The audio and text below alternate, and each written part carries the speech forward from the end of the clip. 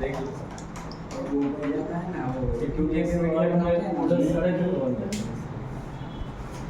अब बेस एक सब्सटेंस है तो उसका प्रॉपर्टी भी होता होगा कि उससे कैसे हम लोग पहचाने कि वो एक बेस है। अब किसी भी सब्सटेंस को देख के बहुत मुश्किल होता है कि उसको ये कह दें कि हाँ ये बेस है। अगर आपको पहले से जानकारी है कि हाँ ये बेस है, जैसे कि साबुन एक बेस होता है। अगर आप साबुन को देखेंगे तो आप ये कह सकते हैं, श्योर होकर बोल सकते हैं कि ये बेस है। लेकिन अगर आपको ये साबुन के बारे में नहीं पता होता, अगर आपको बेस के बारे में नहीं मालूम होता, तो आप ये सोप को देख के ये नहीं कह सकते हैं कि वो एक बेस है। तो सबसे पहला प्रॉपर्टी जो होता है बेस का, वो होता है कड़वा टेस्ट। अब किसी भी बेस को आप टेस्ट तो कर नहीं सकते डायरेक्टली, तो ये उतना बढ़िया कैरेक्टरिस्टिक या प्रॉपर्टी नहीं जिससे आप जान लें कि ये बेस ही है।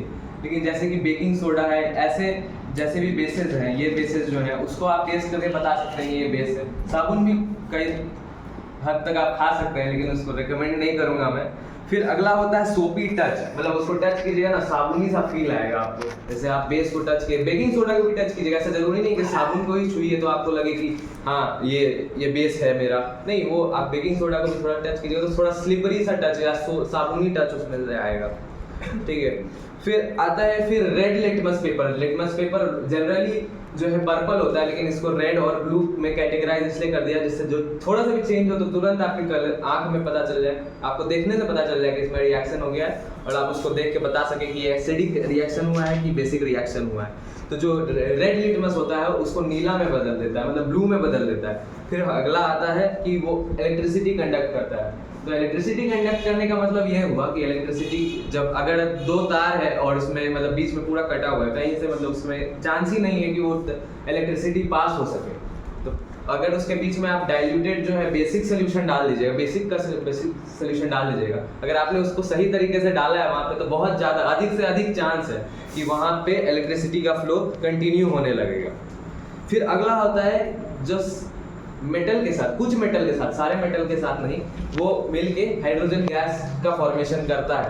ये एक प्रॉपर्टी एसिडिक इलेक्ट्रिसिटी को पास करने वाला, और दूसरा मेटल के साथ रिएक्ट करके हाइड्रोजन गैस बनाने वाले जो प्रॉपर्टी है, ये दोनों कॉमन है इससे एसिड के प्रॉपर्टीज है। एसिड भी इलेक्ट्रिसिटी कंडक्ट कर सकता है, और बहुत सारे एसिड हद से अधिक मेटल्स के साथ रिएक्ट करके हाइड्रोजन बनाता है। वहीं बेस में ये डिफरेंस है कि कुछ ही मेटल्स के साथ वो रिएक्ट करके हाइड्रोजन गैस को बनाता है। इसका एक सबसे बढ़िया एग्जांपल होगा सोडियम हाइड्रोक्साइड और जिंक। सोडियम हाइड्रोक्साइड और जिंक को जब एक साथ रखकर आप उसमें हीट पास करते हैं तो सोडियम जिंकेट और हाइड्रोजन का फॉर्मेशन होता है। इसको आप इक्वेशन से ऐसे रिप्रेजेंट कर सकते हैं, 2NaOH plus Zn gives the formation of Zn2 plus H2।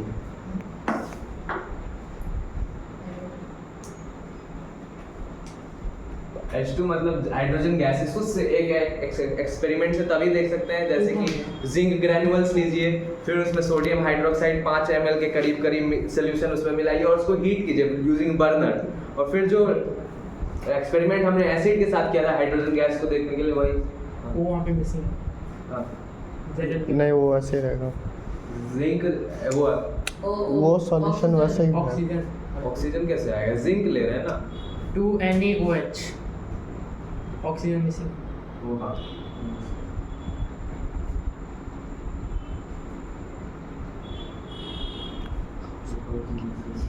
Thank you बताने के। हाँ बैलेंस्ड होगी अगर पूछ रहे हो। जो एसिड में हमने एक्सपेरिमेंट किया था वही सेम एक्सपेरिमेंट कर सकते हैं। अगर उसमें एक चीज़ देखा होगा आपने कि आप सोपी सोल्यूशन में उस गैस को पास कर रहे हैं, फिर उसके ऊपर मैच स्टिक या कैंडल लगा रहे हैं। ऐसा क्यों? सोपी सोल्यूशन उसमें डालना इसलिए भी जरूरी है क्योंकि आप डायरेक्टली ग्लास पाइप के पास अगर आप एक्सप्लोजन करेंगे, पॉप साउंड निकलना मतलब एक्सप्लोजन ही होता है। अगर उसको करेंगे ग्लास ट्यूब के पास, तो ग्लास ट्यूब का ज़्यादा से ज़्यादा चांस है कि वो फूट ही जाएगा। इसलिए उसको सोपी सोल्यूशन से पास करवा के जब उसका बबल छूट जाता है तब उसके सामने कैंडल या मैच स्टिक लाते हैं। फिर bases react with acids to form salt and water. पिछले बार बताया था मैंने कि अगर एसिड बेस के साथ रिएक्ट कर जाए या बेस एसिड के साथ रिएक्ट कर जाए तो रिएक्शन होता है जिसको कहते हैं न्यूट्रलाइजेशन रिएक्शन, जिसमें सॉल्ट और वाटर निकलता है।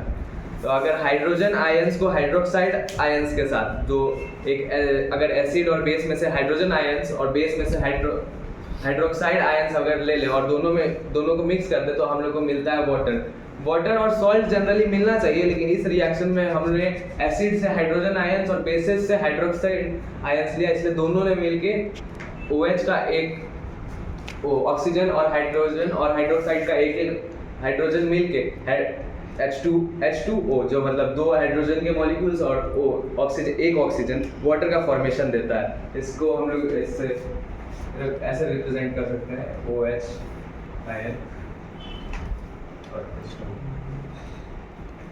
फिर अगला हम लोग का जो अगला और आखिरी जो प्रॉपर्टी होता है नॉन मेटल ऑक्साइड्स।